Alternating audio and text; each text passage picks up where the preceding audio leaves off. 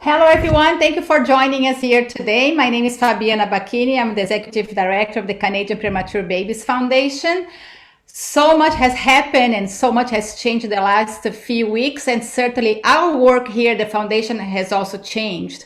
Every Monday and Friday, we are now bringing you experts, clinicians, researchers, therapists, parents from all over Canada to share resource information, to bring you some education and also some support how we can get through this challenging time together. And every Wednesday at 1 p.m. Eastern Time, Kate Robson, who is a psychotherapist and also a mother of two premature babies, is hosting a peer group to support parents in the ICU or at home. To get the link for that group, you have to join the Canadian Preemie Parent Network, which is our Facebook group, which is a private group just for families with premature babies here on Facebook. And today I have the pleasure to introduce you to Maureen Luther, who has a Bachelor of Science in Physical Therapy from the University of Toronto and her Master of Arts in Special Education. She has received certification in several infant assessment tools, including basic and advanced training in the assessment of the quality of general movements. As well, she's certified in Neurodevelopmental Treatment, NDT. She has worked with children with developmental challenges all her professional career. She's a pediatric physiotherapist in the Neonatal Follow-up Clinic at the Sunnybrook Health Science Centre in Toronto. Maureen, welcome, and thank you for joining us here today. Thank you for having me. Thank you. So I just want you to talk a little bit about the importance of neonatal follow-up clinics from the physiotherapist's point of view and how those assessments and those appointments can support families who have premature babies. Because many families are just leaving the NICU and perhaps they don't know all the information about those assessments and those follow-up clinics. Okay. So I always describe myself being a physiotherapist as, hi, I'm Maureen. I'm a physiotherapist. I look at how your babies move. And how your babies move tells us about how the brain is developing. So our focus in the first year is very much around movement, the big gross motor movement, the fine motor movement, which is the hands. And here in our unit and in our neonatal follow-up, I also look at feeding. So the oral motor movements. So that's my job here in our neonatal follow-up and in our NICU. So any movement assessments that we use are assessments that's going to really try and identify premature babies who are developing typically for a premature baby, or if a baby is having some difficulties. Maureen, and since the pandemic started, we know that a lot of follow-up clinics have to stop seeing patients in person and have moved to the virtual world, which seems that the whole world is doing everything online now. But I feel that this is very hard for your assessment to do those assessments to assess movements. How have you adapted all your knowledge, your skills, the touching the baby to this virtual world right now, and how is been working for you? So part of what my training has been is what's called the assessment of general movements, and those are just spontaneous neurological movements, and that's actually based on videos. So even if you were to come into the clinic, I would assess the videos. But there's lots of good research out there now looking at therapists coaching families. And so it could either be live, like actually in the home, or doing something like this. So there is good support for coaching. And the parents should feel that quite comfortable that if their therapists or wherever they're involved with are interacting with them with something like this, that it actually does help and it will work. That is wonderful. I guess the recommendation is for families to really connect with their neonatal follow-up clinics to see what is being done and what can they do at this time. Is that correct? Yes, very much. Yeah. Okay, so I'm excited to talk to you today because you gave me a little bit of a taste to what it is, these online sessions, and how we can teach families what they can do at home, because there's a lot of uncertainty and a lot of families are feeling uneasy with not being able to go to the clinic or not sure what to do with their babies at home. And you show me some exercise that you can actually teach our families who are watching right now what can they do at home to promote and enhance that development of the first year? Good. Okay, so I'm more than happy to give some demonstration. I have my trusty doll. I've had it for many years. And the one thing about my baby, this baby never cries, never gives me a hard time. It's quite nice at times. So I have decided to break this up into 3 parts. And I invite lots of questions with myself through Fabiano.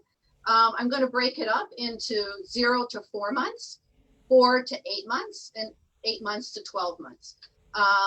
So when you first come home, I'm sure it must be a very scary time. You're now on your own. You have to do everything that many nurses and people in the unit were doing, were helping you do. And so now you're sort of on your own. So one of the first things I recommend is get yourself some of these mats, these little puzzle pieces, make a nice little area on the floor, and that's where you're going to start going more and more. You may notice when you lay your baby down on their back, they tend to have a preference to face to the right side more than the left side. And that's very common, especially for babies coming out of a unit, because most of us are right-handed. So the nurses very often set the babies up, and they need to do it because they need to be efficient. They need to move from one baby to the other. So very often we are approaching the baby from this direction. So the baby is looking to the right side. But once you start getting home, we want the baby to, yes, look to the right hand. But if you'll notice, it's this muscle in my neck that's moving the head in this direction. So therefore, we need to make the muscle in the opposite side, on the left, the right side of the neck, to look towards the left. So we want the baby to be able to look equally right and left. So, and then eventually around about 6 weeks, the baby starts to have the capacity and the strength to start to keep their head in the midline. So a few activities: you put your baby in the bed, flat on their backs, the safe sleep environment. And they tend, as you see, and as probably what you're doing as well, as you're also approaching from the right side. So a simple solution is every time you put them in their bed, you put them at a different end of the bed each time. Baby doesn't care which end of the bed they go into. So one time they're down this way, and the other time they're down this way. If you find, though, that they're being not stubborn, but it seems that the muscle on the left side of the neck seems to be pretty strong, and it really keeps the head going to the left. And so the other part of it too is this part of my neck is turning the head towards my right hand, but this side of my neck is a little bit on the short side. Okay. And this also is probably some of the things that you're concerned about, because it can start to change the shape of the skull. But the skull has lots of time to round out, so you don't have to worry about it in the first early months. The skull will start to round out to almost 13 months corrected. So there's lots of time. And before I move ahead, I also tend to jump around. I'm very distracted all the time. It's very important that you understand the concept of corrected age. I'm sure you've all learned that, but corrected age is essential, especially in this first year when we are talking about especially movements. So the corrected age is from your due date, whatever your due date was, and then from there you start to calculate. The only thing that's going to go by the birthday is your immunizations, which I'm sure you know. And I usually recommend to all families, if you're out and about and Mr. Joe Public gets near you in this environment and they ask you how old your baby is, always go by the corrected age. Okay. And they're going to look at your baby and say, wow, they're beautiful. Look at how well they're growing. Look what they're doing. If you tend to go by the birthday, especially for the little micro guys, the really tiny ones, they may say, oh, gee, what's the problem? And there is no problem. It's just by their corrected age. So saying that, so in the first few weeks, it's very common, as I said, they're going one way or the other, but you find that they're a little stronger to keep looking to the right. So one thing we can do is I'm going to now take the baby, lie the baby on the left side. Okay, so now I have him on his left side. I'm gently going to hold the head. If he's fussing a little bit, give him a pacifier, talk to him, calm him down, and then let the body go back. Okay? Babies don't like if you try and move their head from side to side. They're actually going to kind of resist you a little bit, and then they end up going back to the position that you kind of wanted to move away from. So now I've helped the baby come to the left. Gently going to put my hand on the right shoulder, give it a little pressure down, because that's going to give that neck a stretch. Remember I said if you're looking to the right, this side of the neck gets a little shorter, so it's a little tighter. So we want to make sure they're nice and loose. They can look easily right and left. So now here they are facing to the left. My hand's giving some pressure on that right shoulder. And now we're going to have a chat because we've stretched. And now we want them to make them exercise and stay this way a little longer. So if that is a good thing to do, so say for instance, now you've put them in the bed, they keep looking to the left, or to their right. Even here, you put them in their at the end of the bed where they should be looking to the left, but they keep looking to the right. So what you're going to do is, as I said, gently roll them onto their left side. Here you are, have a little chat, all good. Body goes back, little pressure on the right side. And there you go. So now we're starting to face towards the left in the direction that you're coming. So that's sort of the beginnings in the first few weeks, because you want nice freedom of movement right and left. There's no preference. We don't want to know that a baby is right-handed or left-handed till almost 2 years of age plus. Then around about, it's usually about 6 weeks corrected. And remember, some of these things are always arranged. Movement and these gross motor skills are kind of like that growth curve that you saw.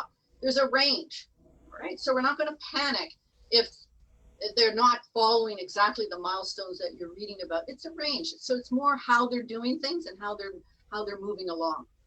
But around about 6 weeks, generally, the babies now can start to look at you. You're going to be able to start getting eye contact. And eye contact is that eyeball to eyeball. And the eye contact is the beginnings of cognition, so the thinking. And the smile that then goes with it, that social smile, is the beginnings of language. And so, yes, I know that you may shake the toy, move it from side to side, and oh yeah, they're following it. And that's great. We do want that. It's more the outside of the eye, and it sort of reflects that they're following the movement. But now we want to see that they can actually start to accomplish eye contact. You can start to see it, especially with feeding. So if you were breastfeeding, this is the distance that the babies can see around about 6 weeks, is that they can start to look up at you with breastfeeding and they start to see you.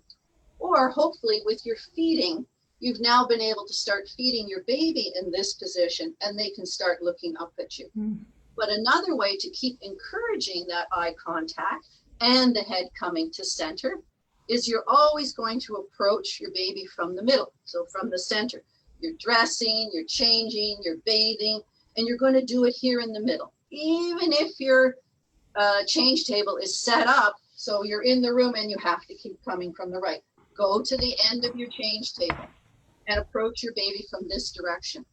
If your baby is still sort of a bit, their head is still falling either side, that's okay, that's normal. Usually it has to do with the strength in the trunk. Okay, we talk about strength in the trunk because it gives the baby what's called postural control. So that postural control is I can actually bring my head into the middle and I can hold it because I have good strength through here. Premature babies tend to be a little weak in the tummy muscles and a little weak here in the pecs, but they're often super strong in the back. So that's why you get a lot of this arching. It happens because they came out early, laid upon the table, gravity kind of smacks upon them, and we sort of go after them, go after their face. And stress, which is what sometimes happens with our little babies in the unit, that's what stress is. It tends to be more extension, moving away. So that's why this back, the strength in the back gets a little stronger. But now our whole focus is going to be helping them keep their head in the middle, helping them to be able to look at us and start to build the strength through the core here. So you help them, you're dressing them, help them bring their head into the middle. You can lay your hands upon them. So you're laying your hands upon them like this, okay? You've got your fingers up here on their pecs, and the heel of your hand is sort of down here on the abdomen. So now, in a way, I have given the baby a little more strength to their muscles, and I'm starting to give them some postural control. And they can now start to look at me and keep their head in the middle. One thing about eye contact, you want to kind of, as they start to look at you, you're going to keep your face calm. And I know that's sometimes really hard to do. You're going to go, oh, wow, that's great. He's looking at me. But the problem there is like, whoa, that was a little bit too much, because it's just a matter of too much information at the beginning. The baby's brain is starting to take in this information. Their vision cleared. Now they start to see you. And so now the information is coming in. So you're going to go real gentle. Hands here. They have their head in the middle. They look at you and you just go calm. Just keep your face calm. And as they start to look at you, then, and it starts to become a little more sustained, then you can add the smile, then you can add the voice, and then you can add the movement. Because if you do it too fast, whoa, gee, what was that? It was too much. So, but it's so over time, it will come. That nice sustained eye contact will come. And when picking up, you want to try and help them come into the middle. So again, you're going to come here. You're going to start to pick them up in this direction. And if your baby has that kind of stubborn right-facing preference, so as you pick them up, you bring their heads into the midline, scoop them up into a little bit of flexion, a little bit of bend, because we're going to make those tummy muscles work. We're going to bring them up. They have that preference facing right. I'm going to help them turn their head to look to their left hand. Oh, I'm going to give them a little extra squeeze. Stretch that neck, and then they'll probably go, yikes, and then move their head back to the right. But that's all right, because just by picking them up, you help them bring their head in the middle, you help the tummy exercise, and you gave the neck a little stretch off to the left. All right. And so those are all good things, helping head control, helping the neck be more flexible, helping the baby keep his head in the middle, eye contact, smiling, things like that. And it's all about helping this get stronger. The other thing that we want to start seeing, and it's a great thing, and I know sometimes we kind of want to stop it, babies are driven to bring their hands to the midline. All right. This is a very important skill. This is a very important thing for babies to do. They're driven to put their hands in their mouth.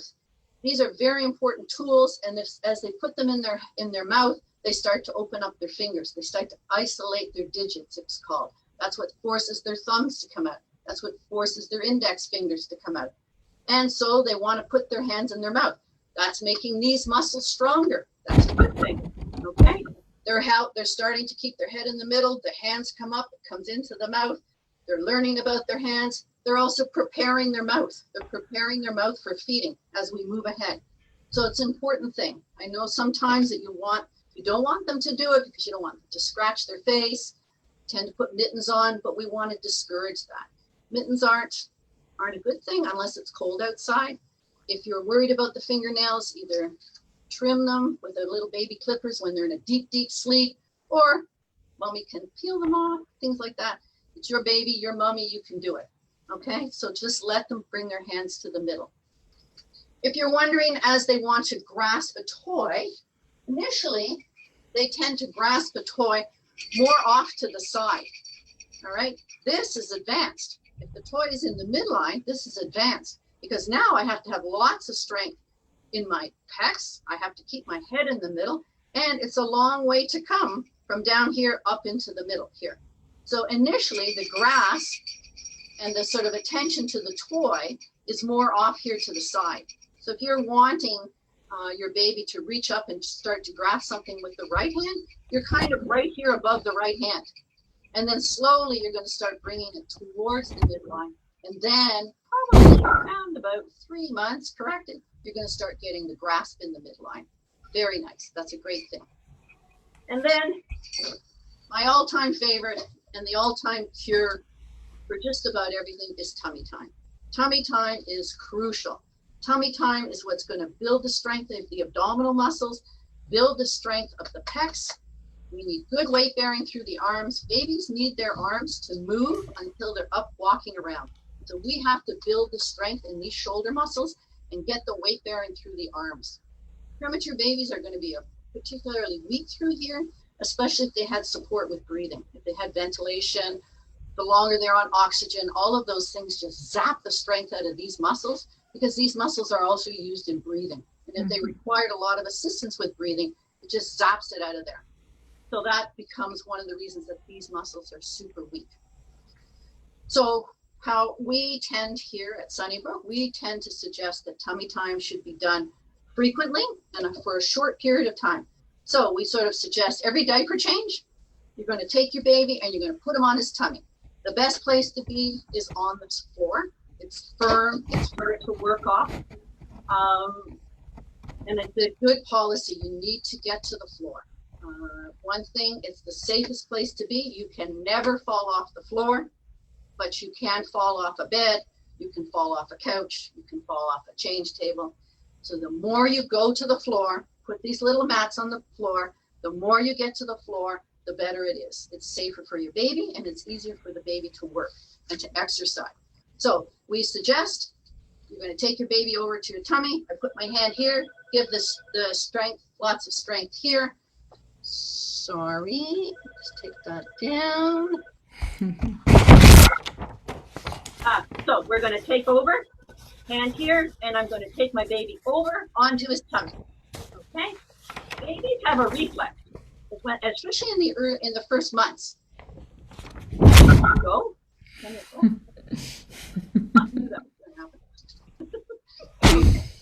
So when the babies are on their tummy, what they tend to do first is bum is in the air and face is down. It's a reflex. That's what happens. So what we suggest is you're going to straighten him out. You're going to bring his arms forward, a little pressure on the bum, keep the bum down. Now I'm going to make this reflex work my way. So bum down, arms forward, and so now they're pushing up on their arms. Again, the focus is the pecs, weight bearing through the arms and making the abdominal muscles work. So this is how we suggest tummy time.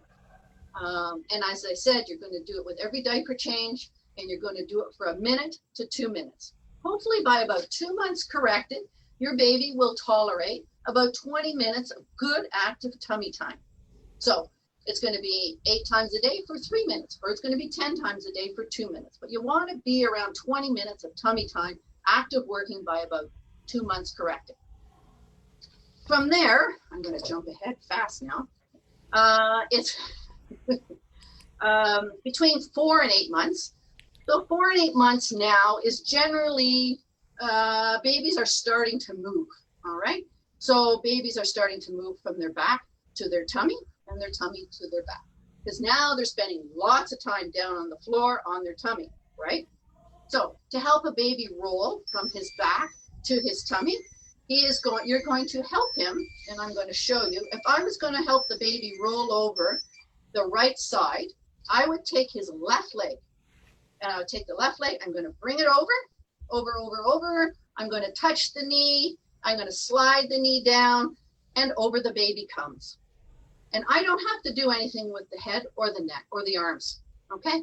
It always sort of just happens on its own. So again, I'm going to roll the baby over one side. I take the opposite leg, bring the leg over, touch the knee, slide it down, and over they come.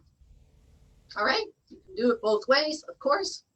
When they're on their tummy, you want to help them start to come up. Around 4 months, they're up on their forearms, and they're also now probably starting to come up a little higher on their arms. Really good, starting to show us good strength through here. The other thing babies are starting to do now on their tummy, around about 4 months, is they're starting to pivot. Pivoting is super important, believe it or not. Pivoting is the first time that babies sort of in a concrete fashion are crossing the midline. And crossing the midline is super important because that's what we do when we're reading and we're writing. We cross the midline on the page. So even here, we're beginning to help with reading and writing and those things later on when it comes time to go to school. So we want the babies to be down here on the floor, and they're starting to think about moving their weight from side to side. When they were on their back, they're shifting their weight as they lift their legs up towards their head. When they're on their tummy, they're shifting their weight from their head down towards their bum. And now the next thing they're going to do is start shifting side to side. So you're going to put a super interesting toy right here and a super interesting toy right here. And that's going to start to encourage them to start to reach out and grasp the toy. And then they'll start to move around. And they'll reach and grasp and start to move. Same thing this way, right and left. And around they go. Okay? Pivoting is super important, and that's what we want. Maureen, a quick question. When do you recommend to start tummy time? Tummy time should start once you get home. As soon as you get home. I even started here in the hospital. And the baby's on oxygen? Babies on oxygen? You can still do it on oxygen. You may be just doing it, as I said, just a minute, but it's time. You've got to get them on the tummy. You've got to get them start to be used to it. If you find that it's very difficult for them, then sometimes what I will do is maybe do a little bit of an incline. So you could take a little bit of a surface, have it sort of inclined up. Now, obviously, the face of my baby is in the thing, but your baby's on a little bit of an incline. So therefore, all the weight of the body isn't on the chest. You've started to shift the weight down a little bit towards the legs. So you could do a little bit of an incline, and that's going to help with the tummy time. But you still want to do tummy time. Tummy time is what you need. It's going to help. It's going to help reduce spitting up, reflux. It's going to help the pooing, because sometimes they seem a little constipated because they don't have the strength in the abs to push the poo out. And they need that, even when they're on oxygen, they need that strength, because here they need it stronger, and that's what's going to get them up, and that's also going to help their respiration. Wonderful. Yeah, keep going. Girl, let's talk about the older babies. Okay, so around between 4 and 8 months, babies are starting. We're also starting to put our babies in sit. All right. So the first thing babies do is a little bit of prop sitting. And then by about 8 months, they're starting to reduce the amount of support with their hands, and they're starting to come upright.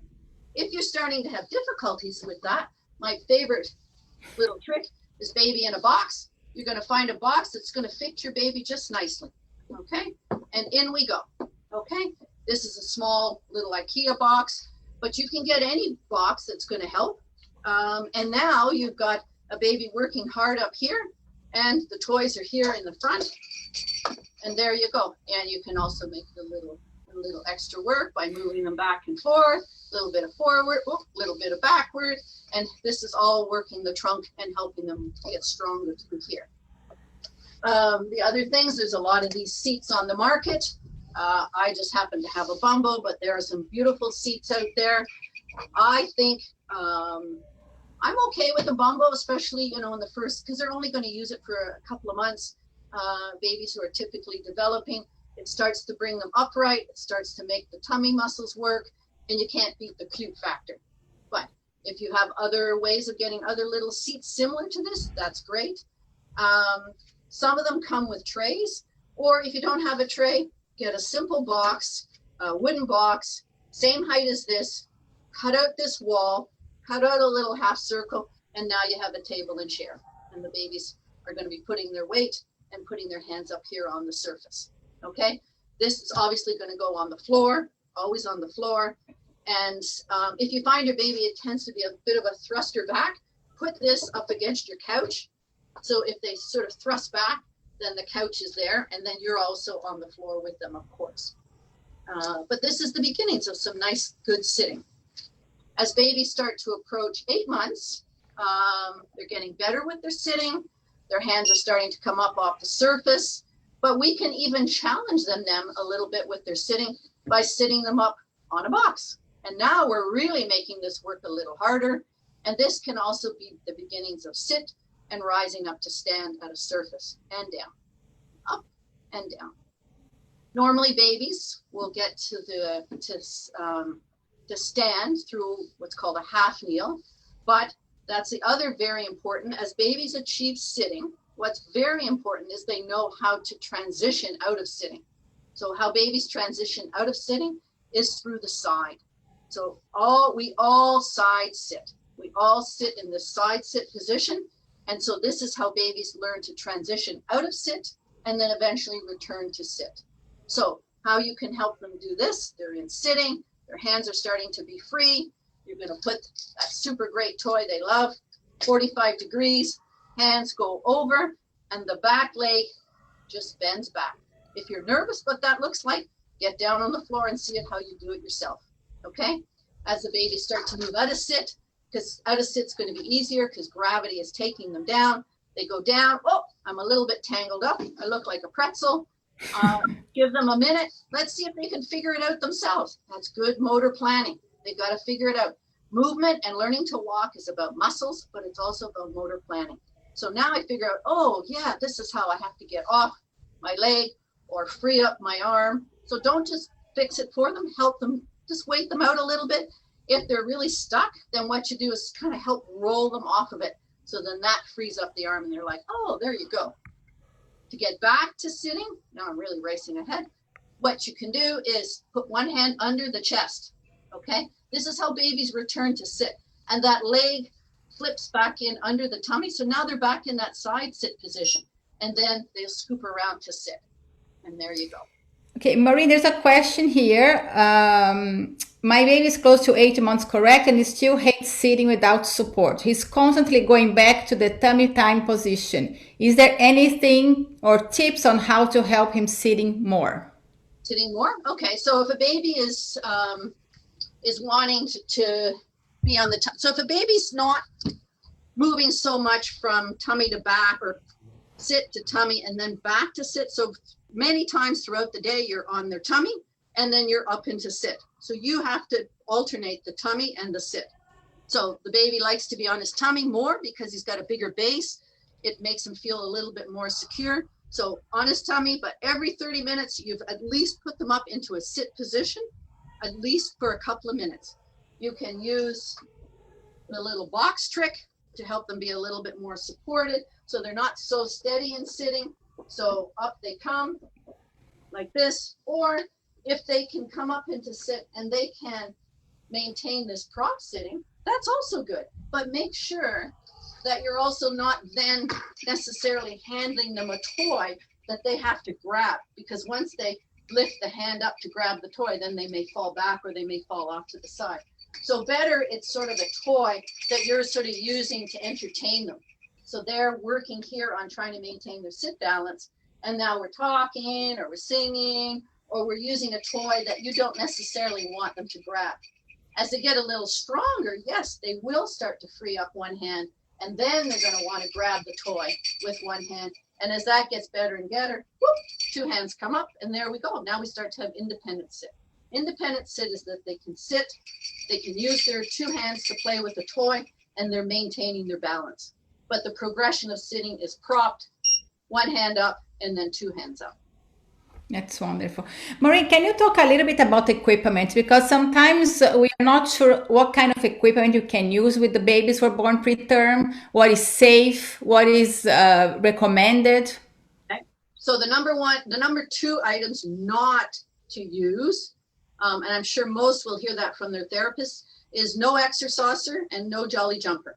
Okay, jolly jumpers aren't good for the hips, but both an exerciser and a jolly jumper, the whole focus is there is to be up and standing, but then that ends up sort of building the strength through the back and pushing on the legs. So remember, everything we've talked about has been about increasing the strength of the bending. So we want to increase the strength of the abs and the pecs. That's what brings the legs up, and that's what brings the arms up off the surface. So our focus is bending and not to be straight. But your babies want to be straight, but we have to focus on increasing the strength. So no jolly jumpers, no exercisers, they're of no value, and they're not going to help development at all. And as I always make the joke, Mr. Fisher and Mr. Price didn't ask any developmental therapist on that one. So it's not going to help. Simple things are these mats being on the floor, on the floor, on the floor, on the floor. Because that's where babies are trying to figure out how to move. That they're, even if they're 6 weeks and they're moving their heads from side to side, and it's their curiosity. They're thinking about the environment. They're looking out. They want to move, and so that's some of the best. The other things are to help sitting. Simple little boxes. Baby in the box, baby on top of the box. Those are simple. These are all things that are going to help build the strength. Or the little bumbo or a similar seat that's out there. Those are all great things. You don't need lots of fancy equipment. The only other big piece of equipment that you're probably going to need other than a stroller is going to be a high chair. You should think about a high chair by about 5-6 months. And a high chair is what you're going to use for feeding because it's going to give head support. You're going to get a high chair that can sit up to 90, but it can also go back to 30 or it can go back to 45.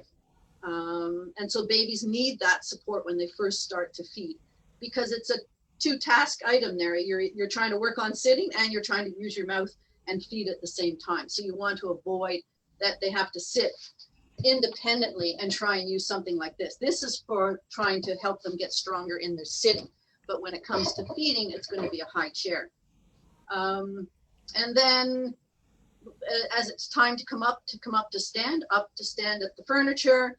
And the first thing babies need to figure out on the furniture is to move side to side. So you're not necessarily going to help them walk by taking their hands and making them walk forwards. So babies don't do that in order to walk. They end up moving, they cruise side to side. So it's left and right, and then they're cruising and they're looking around and they're turning around and they're squatting, and that's preparing them to start to walk independently. Generally by about 12 months corrected, a little more, a little less, especially if you've done lots of tummy time in the beginning, babies are starting to stand independently. So they're up at the table and then they're standing there and all of a sudden they sort of let go and they're like, whoa, here I am, I'm up and standing. And so it shows us that they're getting their center of gravity in the right spot. And so that's the beginnings. And that generally is going to happen around 12 months corrected. And it may take another 2-3 months after that to start taking your independent steps and then to start walking from there. Maureen, when parents should start being concerned about the baby's development? Because you're we talk about corrected age, and you talk about the babies who are born term and they're typically developing children, achieving those milestones. But for some of our babies, they are very, very late. So when is it time for us to be more concerned and be very proactive with our children? So, I mean, it's hard to give an exact time frame. I think the one thing that I do rely on is mommy's intuition. So that old adage that mummies know. Mommy knows when it seems a little bit different. And if you're concerned, then I think you should reach out no matter how or where, just try and reach out. But the most important thing is you keep that corrected age in mind. And there's always this expanse. There's always this range. Just like you remember the old growth chart, and in the growth chart you've got the low end and then you've got the high end, and that's going to be the same with motor skills. But generally what's important is not so much the milestone, it's the quality of how the babies are doing it. And I think the easiest way to sort of highlight that in the most apparent way is, say, sitting. So sometimes babies, we're looking at independent sitting, back is nice and straight, looks really good. And sometimes those babies who are a little bit weaker, a little bit more low tone, their backs tend to be a little more rounded, they're a little slumped over, but maybe it's just a matter of helping them work a little harder to start coming up against gravity, getting their hands up off the surface. This box becomes a great little way to start to help promote a little bit better posture. Or then there's sometimes those babies that you sort of sit them down and they're very slumped back like this. They're really sitting low down here on their pelvis. And so it makes sitting very difficult to sort of look like this. Those are all things that you may want to sort of reach out and see if you can get somebody to help you with. Very often, it just has to do with this is super weak still, and we need to help them get up and stronger a little bit through here. So Maureen, there's one more question here, and then you can wrap it up for today, because we want to bring you back to talk about feeding another session, because there's so many questions around feeding as well. But one mom asked if baby move pillows okay to use for helping with rounding the head. So I would not recommend pillows to round the head. First of all, especially with sleeping, the head should not be captured in the middle. The head should fall off to the side, either side. If they spit, it just comes out. And the whole thing about kind of trying to help round the head is that the baby is going to have the strength in the neck, as we talked about, to turn the head from the right, turn their head to the left, and eventually start keeping the head in the midline. If the baby is still having a lot of trouble with that over weeks and weeks, then this is also something that we need to build the strength on. Tummy time is going to help. Tummy time, especially while in this period where you don't have anybody looking at you individually. To me, it's one of the best solutions for everything. But I wouldn't necessarily capture the head with a pillow. One little trick you can do, where's my blankets? For those early stages, your babies are having trouble keeping their head in the midline, especially when you're dressing them. You're going to take a little blanket like this, take it like this, put the bump of the baby's head right there. Okay, you're right here. It helps bring the arms forward, and now you're starting to be like this. Put your hands here, and that helps to keep the baby's head in the center. So here you're using minimal amount of equipment, your hands, your face, and that's what's driving them to keep their head in the middle. That's what's making this work harder, and you're supporting them through that.